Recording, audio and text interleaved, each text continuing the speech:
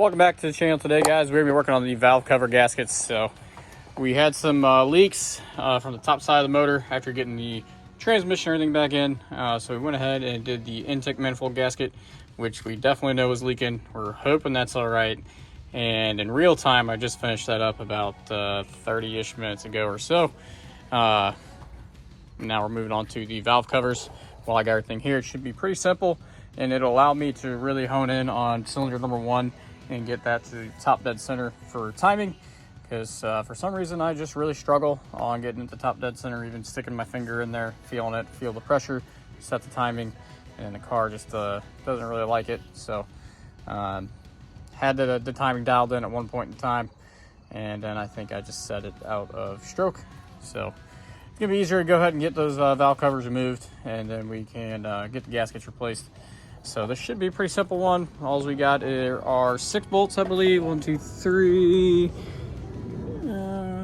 4, 5, 6. Yeah, 6. All right, we got 6 screws. Looks like we have these old ones to hold the spark plug wires, which I don't have the holders installed, and I honestly don't know if I'm gonna be using these ones. This is the Taylor ones, and I don't know if I like them. There might be a better option. I do like the fact that it wraps it around, makes everything look nice, but they have their flaws. Yeah, so those are Allen key heads, and then the other ones a little bit more difficult to get off. They're supposed to be finger tight, but I actually ended up using a socket on them, so those are a little bit more difficult to get off. So we're just gonna go ahead and start by removing all of the Allen head bolts. Looks like we got probably 3 on each side, and then we'll be removing the rest of the bolts from there. I'll put you guys on time lapse, and then I will go over the gasket and what I got when we are ready.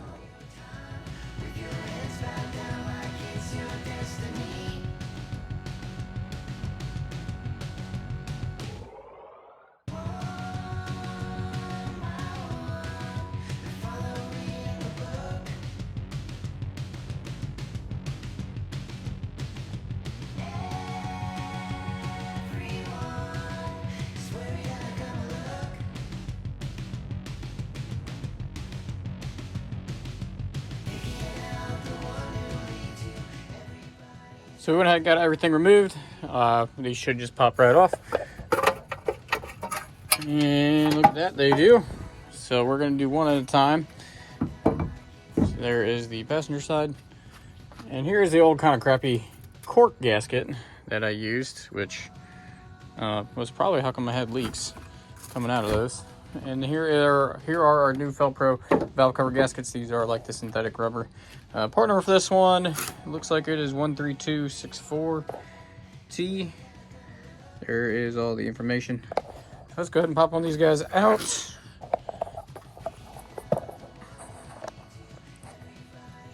Cool, do I have anything to open this with?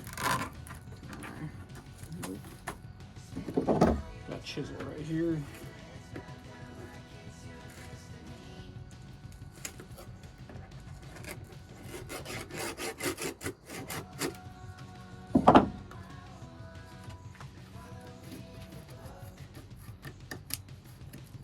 I guess I should have had these out before. There it is. Okay, guys, so here are our new gaskets, and you can already tell. I mean, see how there's like no flex? You want to hold them out like that.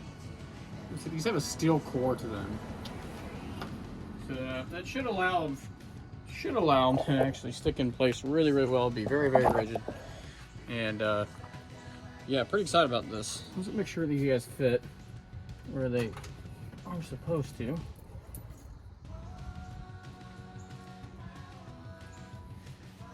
Oh wow, yeah, it's got like almost a little gasket to go around where the holes should go. That's really nice.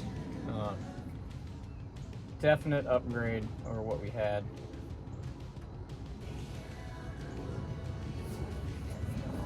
So definitely much needed. I did have a question actually. So this engine has been rebuilt at some point in time, I can tell you that. It has comp cams on them. It says 1.6 cams. I'm assuming they're roller cams, but I really don't know. And they're all the same except for this one over here. That one looks like a stock. This guy. That one looks like it's stock. So, why would they do that? No idea. But that does lead me to believe that this engine has been touched before, which is could be a good thing, could be a bad thing. I guess depending on how you look at it. I consider it at least a good thing because that means hopefully, you know, it's been touched recently-ish. It's where the bottom end of the motor, everything's fine, and we should be able to actually hopefully get everything together, have no problems, and the motor should run pretty dang good. That's best case scenario. So I'm really hoping that's how it ends up, obviously. But until we get really going, we really just won't know for a little while.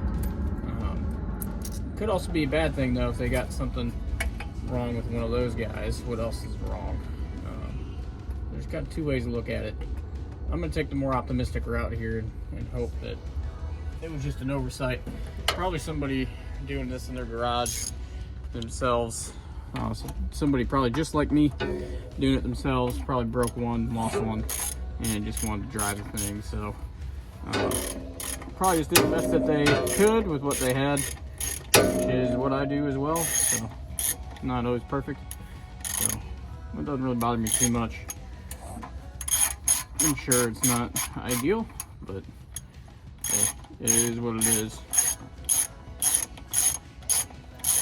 All right, looking like we got that one in there enough to hold everything, and now it's just going to be a game of moving that gasket around, it looks like. So I'm getting it to its correct location. I'll go ahead and do that off camera, and then I'll update you guys in a minute. So we went ahead and just got our timing set, guys, while I had the valve cover off. Makes it a little bit easier.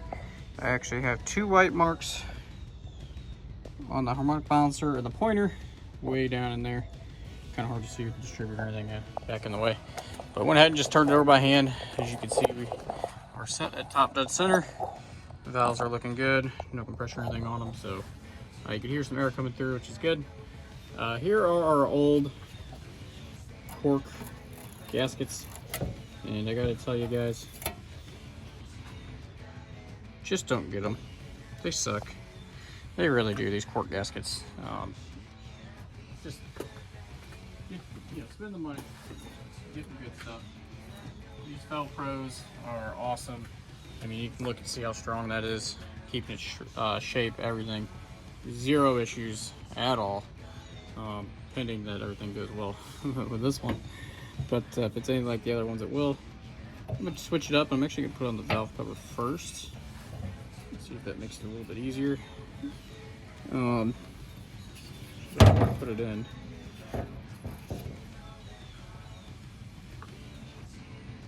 So one thing I noticed about these, has an indentation for your screws, which is pretty cool.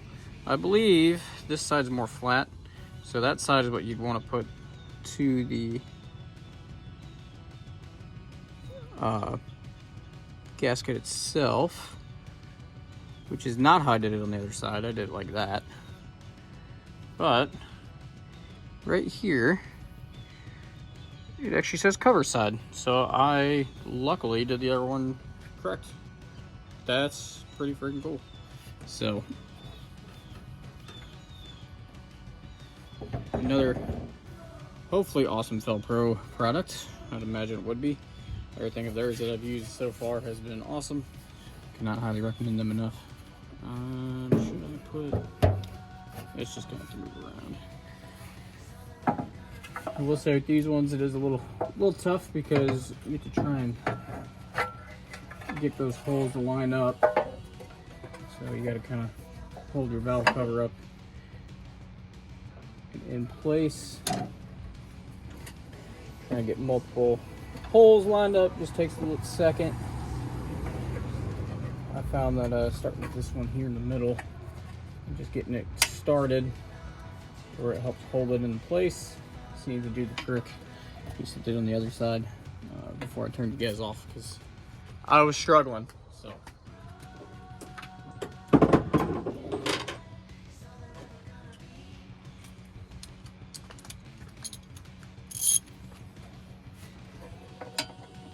And for these guys, I don't know the torque specifications at all. Just being honest, I don't. So I just go until they feel pretty nice and tight.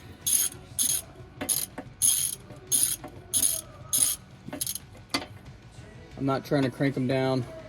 I did crank them down when I first actually got this car, and I had to take these. Ended up having to take these to a machine shop because I cranked it down and snapped a bolt. So I learned my lesson the hard way, and I actually couldn't get it out, the bolt. And I took my heads in. I had to have same machine shop at that point. They had to get that guy out. They drilled it out for me and everything. And that's when I asked them about the heads, about going through and doing it, as I mentioned in my intake manifold video. And that's where they kind of talked me out of it and let me know that, hey, you know what these are worth and what it would cost. Then to do it, it just didn't really quite make sense. And that for that much money, you're better off saving and getting new ones. That's what those guys told me. Unless I really wanted an original, they would obviously do it, but they were just being honest, which was really, really cool. I've actually been over there one other time. I don't exactly even remember what for something. And yeah, they didn't try to upsell me. They didn't charge you nothing. Honest dudes. So if anybody needs a machine shop, check them out. Ellison's machine shop here in Maryland. I think you can send stuff in and they'll take care of you. Yeah, no complaints with them at all. It's a little tough to get this one in. Okay, I think we got it. Cool, I'll put you on the time lapse for the rest because I'm going to wrestle these in a little bit. Mainly just trying to shift everything. That makes it a little bit difficult to get it all done. So I'll put you on time lapse.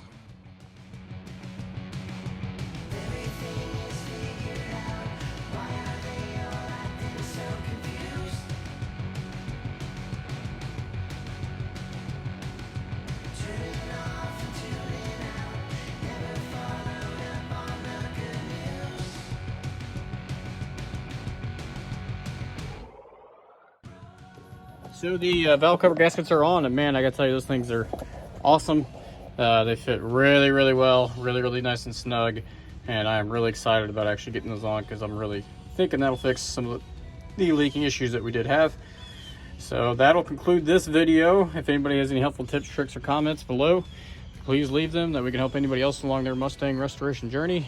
And I am asking for help on identifying how come the valve rollers there, why there would be like a stock looking one on the passenger side and then aftermarket ones on the other, the 1.6 comp cams.